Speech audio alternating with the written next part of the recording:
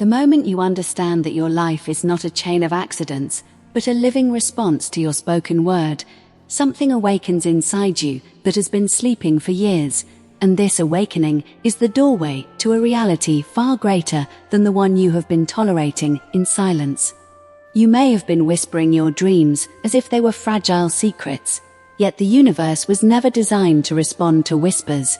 It was designed to move at the speed of conviction, to rearrange circumstances when your declaration is firm, calm, and filled with faith. Florence Scovel Shinns taught that every word is a seed, and that you are planting your future all day long, whether you realize it or not.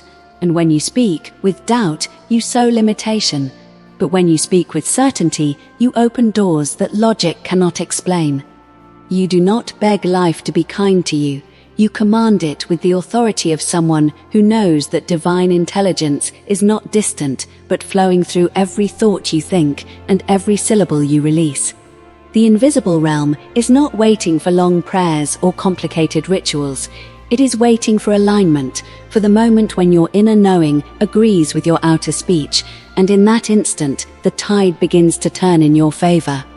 You have seen people who appear to move effortlessly from struggle to success, and you may have believed they were lucky, but what you were really witnessing was the silent discipline of their language, the quiet mastery of their declarations, the refusal to describe themselves as poor, sick, unlucky, or unloved, even when appearances tried to argue otherwise. The words you repeat about money become the blueprint of your income. The phrases you use about your health become the script of your body, and the labels you give your relationships become the limits of your joy. When you replace complaining with commanding, something extraordinary happens, because you are no longer reacting to life, you are directing it, and the universe has no choice but to comply with direction that is rooted in spiritual law. Imagine waking each morning not to rehearse yesterday's disappointments, but to announce with confidence that every delay is dissolving, every blocked path is opening, and every good thing that belongs to you is now finding its way into your experience. This is not fantasy, it is a disciplined practice of thought and speech, and its results are as practical as a new opportunity appearing at the precise moment you need it, or a problem resolving itself without struggle. You are not here to wait, you are here to declare, and the sooner you stop narrating what you fear and start naming what you desire, the sooner you will realize that the universe has always been moving at the speed of your belief, not at the speed of your circumstances. There comes a point on this journey where excitement gives way to unease, where you begin to sense that something invisible is shifting, even though nothing around you seems to have changed. And this is the sacred moment when most people retreat because they mistake suspense for failure. You may have started speaking new words, words of command instead of words of prayer, and for a while, nothing dramatic appears to happen. The same bills arrive, the same obstacles stand in your path, the same doubts echo in your mind, and it feels as though the universe has ignored you completely.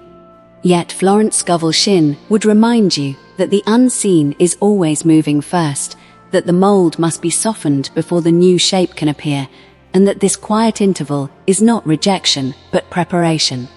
This is where the discipline of your language is tested, because when the outer picture refuses to cooperate, the old habit of complaint waits eagerly to reclaim your tongue, whispering that nothing works, that you were foolish to expect a miracle, that life has always been this way and always will be.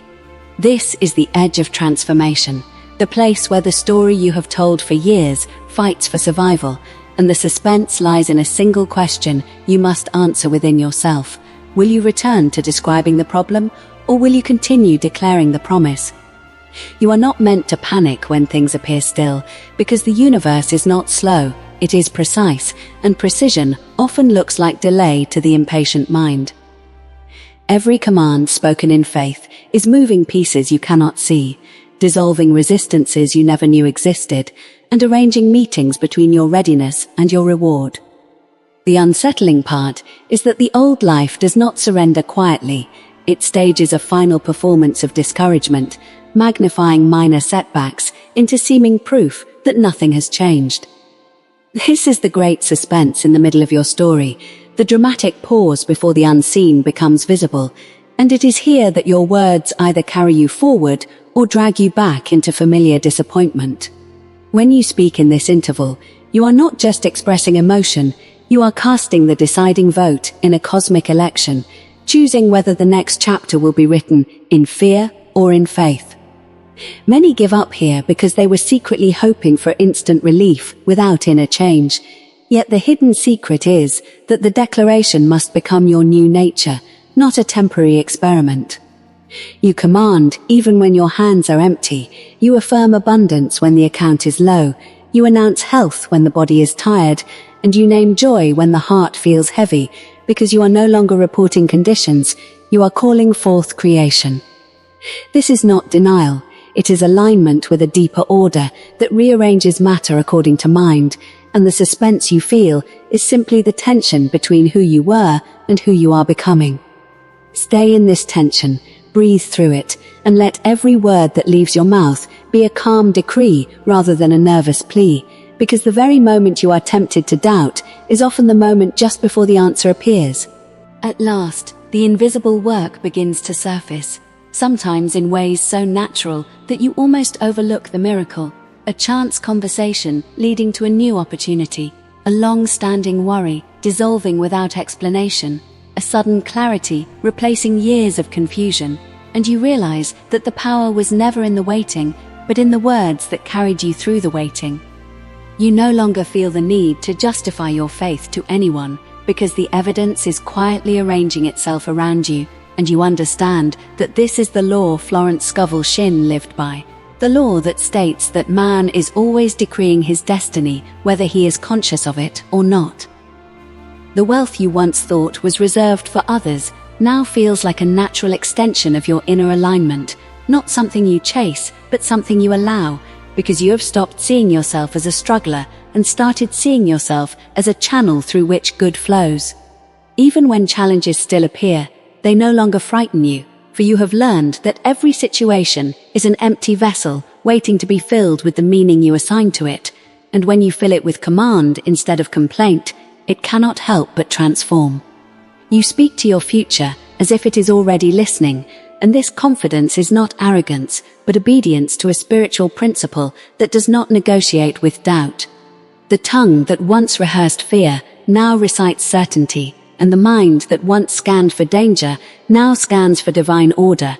And in this new pattern, your life begins to resemble a story of continual arrival rather than constant delay. You discover that commanding is not shouting at the universe, but agreeing with it, declaring that what is meant for you cannot be withheld, and what is not meant for you cannot attach itself. And this agreement brings a peace that no outer condition can disturb. This is the true secret behind thinking and growing rich, not merely in money, but in opportunity, relationships, vitality, and self-respect. Because richness is first a state of recognition that the source is infinite and immediately available to your word. The more consistently you speak from this recognition, the less you are surprised by good fortune, and the more you come to expect that every need will be met in the most harmonious way. Eventually, you realize that life has not become easier, it has become clearer, and clarity is what removes resistance, allowing you to move with purpose instead of pressure. The story you once told of being unlucky fades into irrelevance, replaced by a living narrative of alignment, where every experience, pleasant or challenging, is interpreted as movement toward a greater expression of your good. In this final understanding, there is no room for helplessness, because you have seen that the universe was never withholding, it was only waiting for your command, your declaration, your word spoken with certainty. And now that you have learned this language, you are free to write a new chapter whenever you choose, beginning now, because the power has always been in your mouth and the authority has always been in your awareness. So step forward with calm conviction and speak your life into its highest form. And remember, if you are benefiting from our topics, please subscribe, like, and turn on the bell notification so you can see our new videos early.